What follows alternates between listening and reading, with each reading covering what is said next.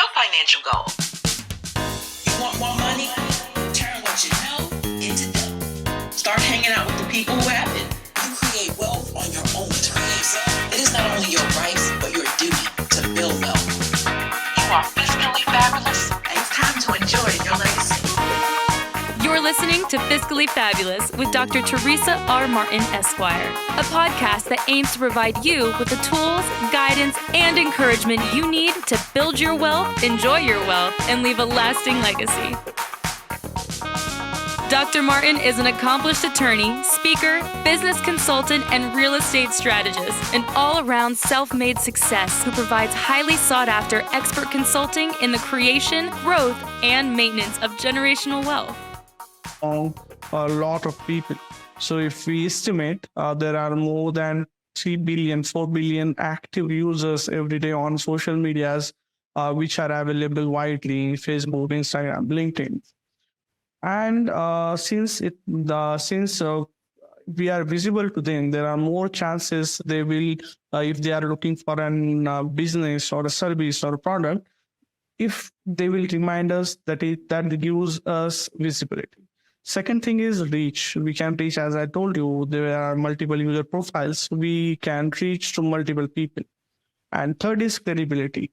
So if you are online, people are looking at your business on online platforms like Google, like Facebook, like LinkedIn, it gives them a satisfaction that, yes, this business is a credible business. I can deal with them. I can have business with them. They are here to solve my problems.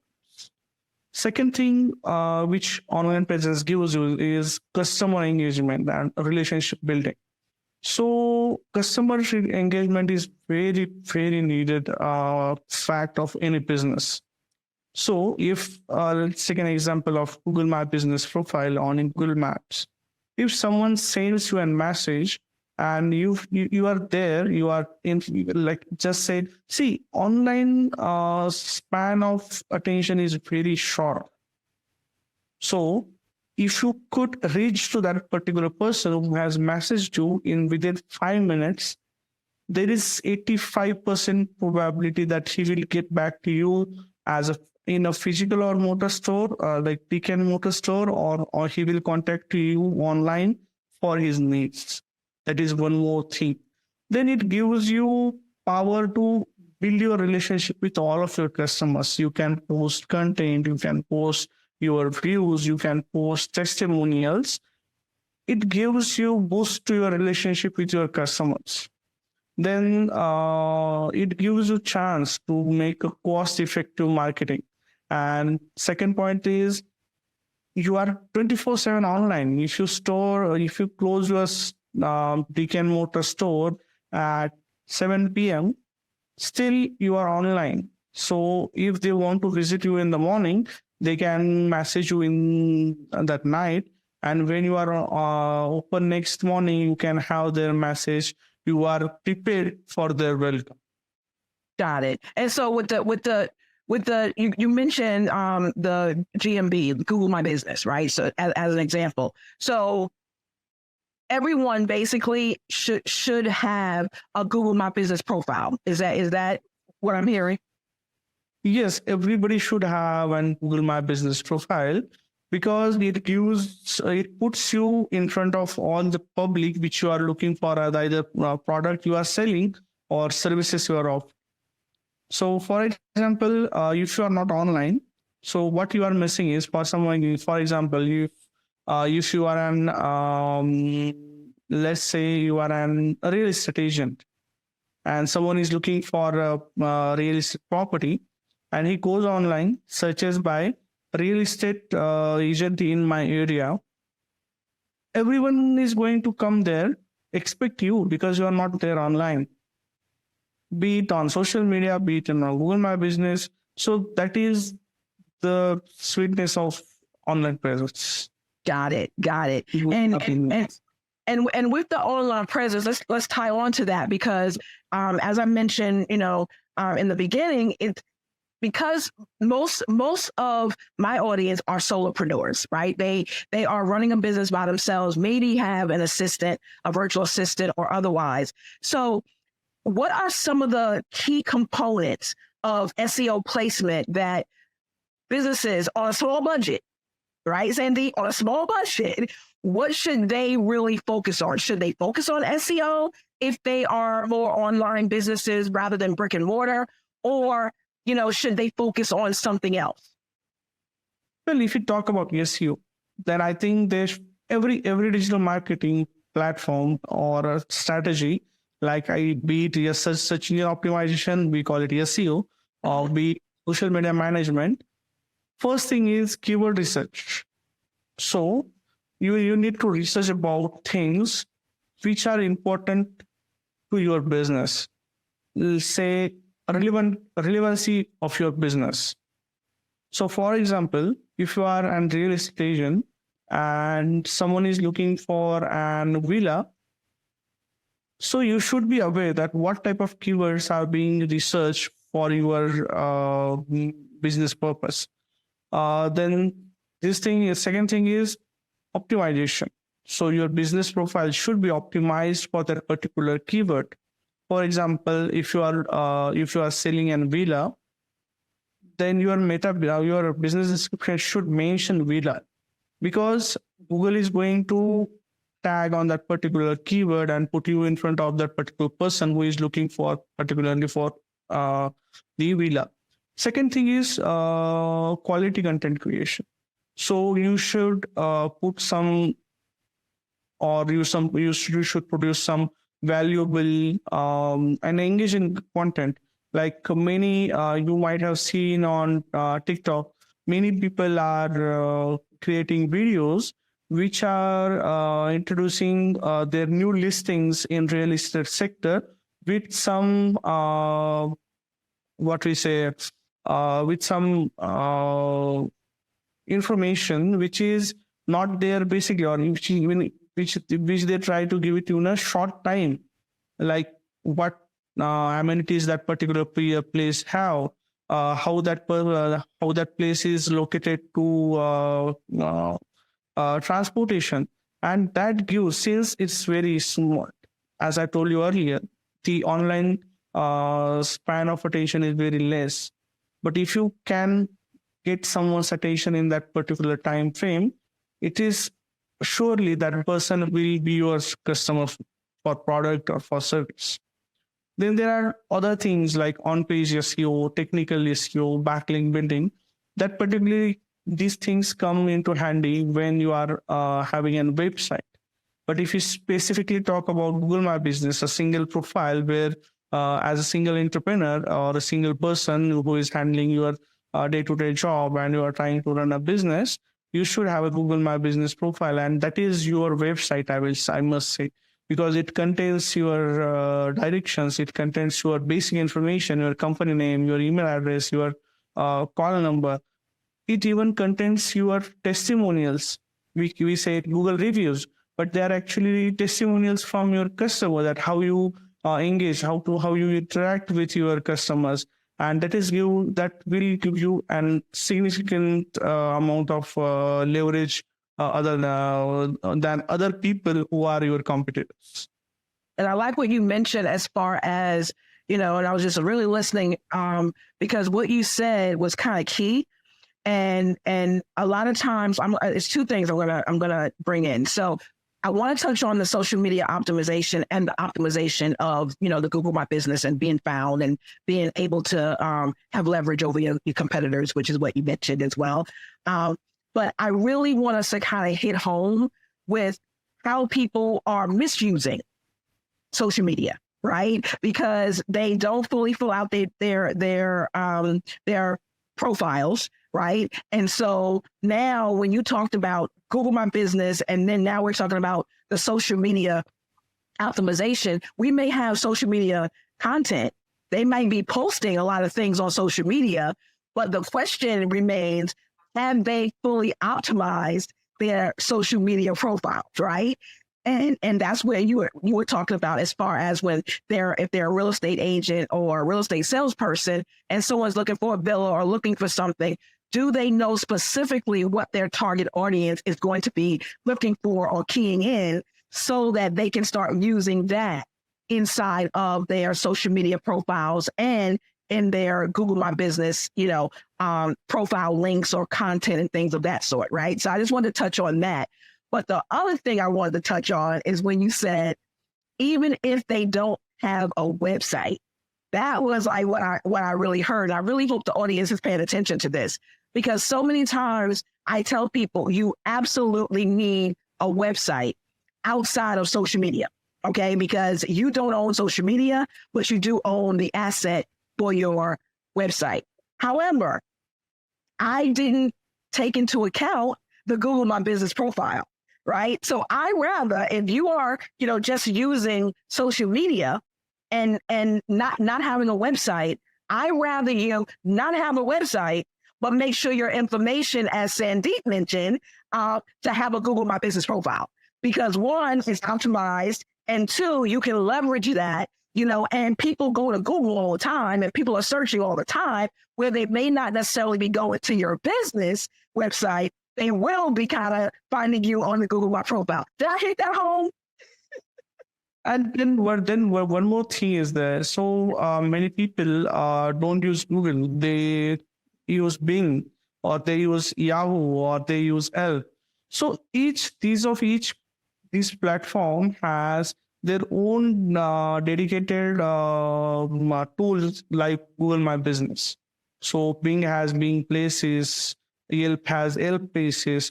So you should have a constant profile on every platform. So similar information which you have on Google, it should be on Yelp, it should be on Google Business, Bing, it should be on Yahoo, and you are optimized actually.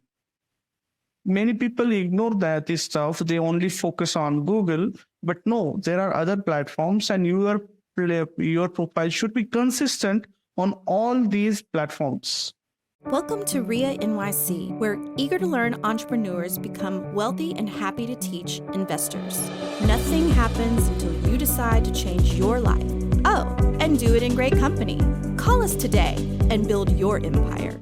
And this is very key too, Sandeep. And you're really you're really hitting home what I'm always sharing with people, especially in the business credit space, because when I'm talking to them, I'm always talking to my clients about building out their profiles and making sure they're listed in all the directories, the online directories, and making sure that their link authority, is consistent throughout all of the different platforms and directories that they're using. So can you just add a little bit more oomph into sharing some tips on improving link authority and why link authority is so important?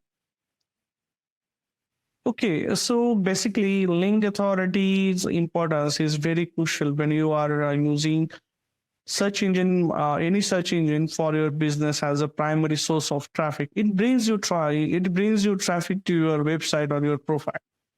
So having a good link authority or a great link authority gives you a higher search engine ranking. Then it's an certificate of having great credibility and trust among your users. Then third point is you have more referral traffic. And since we are talking about Google search engine, it gives you a faster chance of indexing. So there are two pages into similar category, and you have a greater link authority. You are going to be indexed faster than other page. With this, I would like to give you some tips on how to improve your link authority. Yes. It's having a high quality content. Whatever content you are creating, be it image, be it video, which you are posting on your Google My Business profile or B profile or social media profile, it should be a user perspective content. So for example, I will tell you an example of mine. So recently I was working with an restaurant here in India, and they had a very nice menu. It was an veg, non-veg restaurant, but their content was very irregular. So they had a good number of walk-ins, in that area, but they were not having that much impact of social media or online pages on their business. So what we started creating content around their cuisine.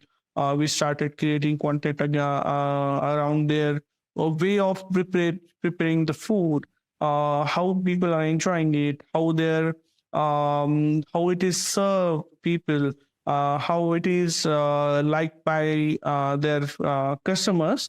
And one of our video went so much viral. It had 1 million views in 7 days only. Wow. And what platform was this? We are talking about Instagram, but it is applied to every platform. Okay. Creating a high quality user informative content is very needed. Second thing about improving link authority is guest blogging. So, for example, I will take your example, Teresa.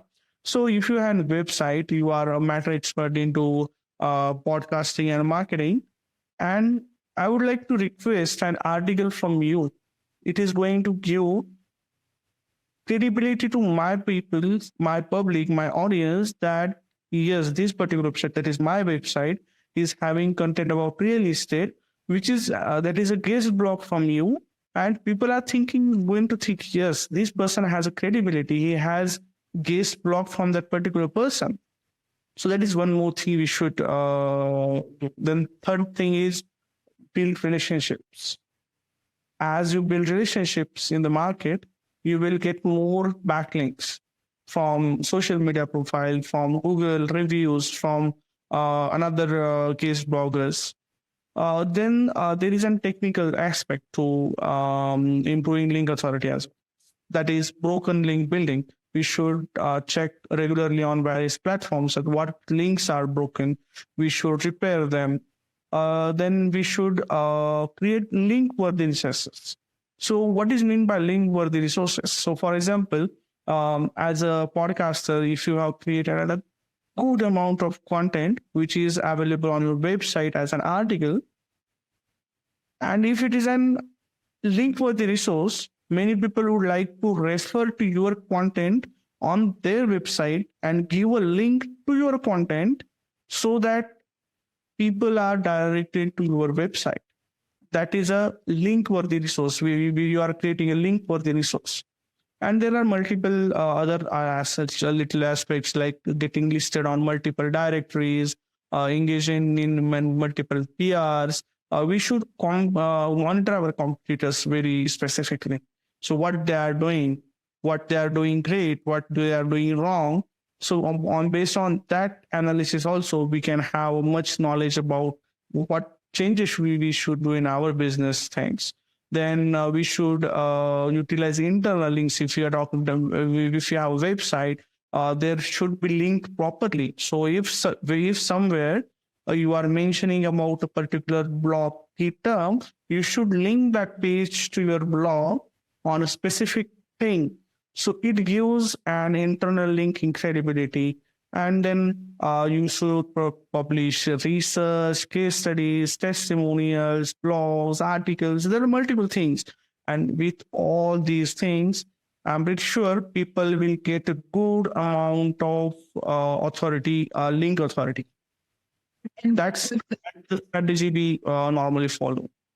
And does that with the link authority that you just made, and that was great. And thank you for sharing that, because you gave us, ideas about how other people will kind of link or ask, for our content, and the quality of the content makes a difference, right? We can't be, out there just throwing things in just because we need to add content to our pages, right? Because junk in is junk out, right? So we want to make sure we don't do that. So thank you for sharing that. But does that have anything, Sandeep, to do with the business's web presence score? Because we hear a lot about web score and web presence score and things of that sort. Is that, the better your content and more people coming to your page and your site, does that have to do with your web presence score, or is that totally different? Yes, of course. Having a good web presence score is very important. As we are talking about credibility and reach, it gives you credibility and trustworthiness. So having a good web presence gives you a much needed credibility. A well-designed website. There are two things. If you compare a website with B website, we are always going to look for a well-designed aspect of the website. So out of this A and B website is very well designed. I'm pretty sure you are going to spend more time on that B website. Second thing is active links to social media profiles. For example, if A website has a well-suited design and B website is very well designed, but social media links on B website are not working. They are not taking you anywhere. And if on A's profile, they are taking to they are taking to owners' social media profiles. I think you should be looking at B as a trust factor. It gives you visibility and brand awareness. That is one more thing always. Having a good web presence gives you opportunity for a marketing and gives you an opportunity for customer acquisition. Then there are competitive advantage. Having a greater website score that other people is always going to favor you. So see, what happens is, there is one more thing I would like to add that came into my mind. For example, you are into USA, I'm into India. So having a .com domain and having a .co.in domain is going to create a difference to people based on that location. That domain gives you assurance that particular person is from that particular area where you are doing business. So for example, having a .com, it's an universal domain. So people are going to think that, yes, he is actively present on an international level. But if someone has for example, .ca for Canada, or .uk for England, .au for Australia, then it's considered that particular website is for that particular region only. So that score also gives you this thing. Then there are other things like what we say, having a good web presence. That is not typically, but having good web presence, I think that gives you an leverage while you are looking for an financial aid, be like loan approval or other legalities. So that is very good factor. For many women entrepreneurs, the struggle is real. We arose becoming stronger with every fight. Wealth is what we built from that together. A wealth of resources, a wealth of knowledge, and a wealth of powerful businesswomen. When you are ready to achieve financial freedom and become fiscally fabulous, call. It will not be wealth that empowered your success. It will be this call. EnjoyYourLegacy.com, 646-437-7139.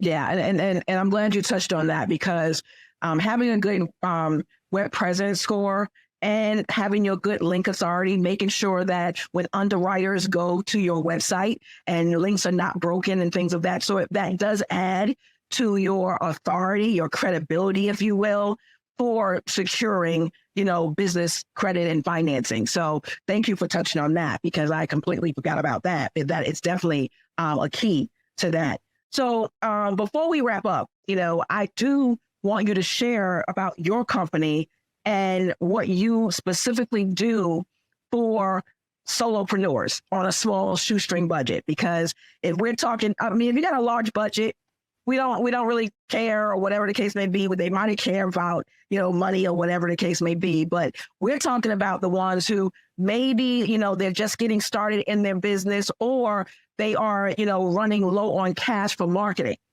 right? And we do know marketing actually helps you get your sales, and your sales are what fund your marketing. So we do know sales and marketing go hand in hand. So can you share with your company what your company can do and how you help solopreneurs with small budgets to get out in marketing with their SEO, digital marketing, social media, web presence, all the things that you actually do for them. Can you share a little bit about that? Being a solopreneur myself, I really intend to help people who are into sole entrepreneurship or sole business, or who are doing some job and then side by side trying to get into business. I consult them particularly on digital marketing strategy. We help them with helping them to understand their marketing goals. We understand. First thing, when we have a call, we understand what their marketing requirements are, what is their targeting audience. And based on that, we create a strategy for them. So basically, I work since they cannot put a lot of money. So we basically try to train them in every aspect of this particular small things. So like how to set up a Google My Business profile, how to sync it with Bing or Yelp or Yellow Pages or Yahoo.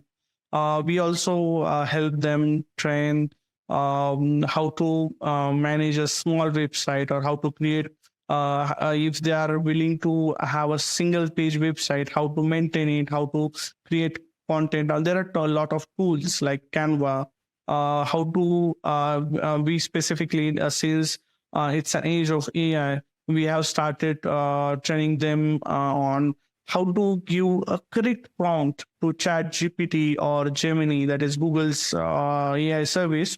So they get content ideas from that particular platform. See, I'm not of 100%. I'm not a person who wants you to rely 100% on AI. But AI is a very good stuff. It gives you ideas. For example, I will give you an example. And whatever I'm saying, it's completely applicable to all solopreneurs. So, one of my customers wanted to have an business. They are starting their business into interior design, and so we created a calendar. So, but she was not willing to pay for a full-time content writer. So what we did is we gave a prompt to ChatGPT and asked for an 45 days calendar for content day by day basis on various aspects of interior design. It gave us a detailed study. That particular person took it, crafted videos very well, and I think in next week or so they will be starting creating videos, reels for that particular brand on their own. So they will. So we train them how to edit and everything, but that is a secondary part. So it gives you a lot of information. So we help them in branding, awareness, reach, how to reach to multiple platforms, how to do advertisement. We also train them in how to optimize their business on Google My Business, on Bing, every platform. And we do act as a consultant. We don't do it as a service provider. So as a consultant, they need to pay very less, and it gives freedom to them that what things they want to do and what things they don't want to do. Got it. And so from a consulting standpoint, you will consult with them to let them know the things that they need to do, guide them along to, help them do it. But if they wanted to, they could then say, okay, this is something that is out of my wheelhouse. It's taking me away from, my fulfillment services. I need to bring on, your team to help me implement. Then they would move into. In that case, we charge them very less, because I know a person who is a solopreneur, he has very lot of financial dependencies and all. So we charge with less. We always believe in long-term relationships. So if that particular person his business is going to grow, after some amount of time, we are also going to grow. So we start with less. We help them upskill their business steadily. And day by day, we also grow with them. So yeah, money is secondary part. Having a relationship is first. Got it. And if let's leave them with one tip. If there was one thing that you would encourage a small business owner to do tomorrow, what would that one thing be? Go to Google, create your Google My Business profile. Go to Facebook, create your Facebook page. Go to Instagram, create your Instagram account. Go to LinkedIn, create your LinkedIn profile, company page. And in these all profiles, use similar name, use similar contact details, use similar email IDs, use similar business description. Eventually, within 15 days of your starting business, you will have your some presence on Google My Business, Google search engine. You are already on Google My Business profile, but all these four profiles combined, you will soon be on Google's search factor, search rank. We call it SERP, search engine ranking page. You will be there. Wow. Thank you so much, Sandeep, for sharing your expertise on SEO and digital marketing. You have provided our listeners with invaluable tips to enhance their online presence and to help them attract customers and hopefully increase their income. But where now can our listeners find you if they want to learn more about how they get, services from you or how to get in touch for your consulting services? How do they reach you? Well, I have a website, www.sksdigitalmediasolutions.com. I will give you a link for that. My email ID is sandeep@sksdigitalmediasolutions.com. You can reach to me anytime there. And soon we will be revamping our website. So you can directly go to my website, click on button, and you can book a 30-minute consultation with me free of cost. Awesome. Free of cost. People love to see that. It's not cheap. It better be free, right? But the thing is, in the world, nothing is free. Right. But the knowledge is always free. It's how you execute, right? You still got to execute the information that you get, right? So, and you're right, because even with that, yeah. When I say nothing is free, I'm not going to charge them anything, but with the value they are going to add into that information and boost their business. And when they will refer to me to someone or take my name and that person helped me, that is going to pay me back. Awesome. Well, fantastic. Thank you so much again, Sandeep, for joining us today. And to our listeners, thank you for tuning in. Be sure to subscribe to Fiscally Fabulous Podcast and leave us a review. And until next time, I want you all to stay fiscally fabulous. Thank you. This has been Fiscally Fabulous with Dr. Teresa R. Martin, Esquire. If you would like to learn more on how you can build generational wealth and leave a lasting legacy, go to www.enjoyyourlegacy.com and be sure to subscribe. Thank you for listening. Until next time.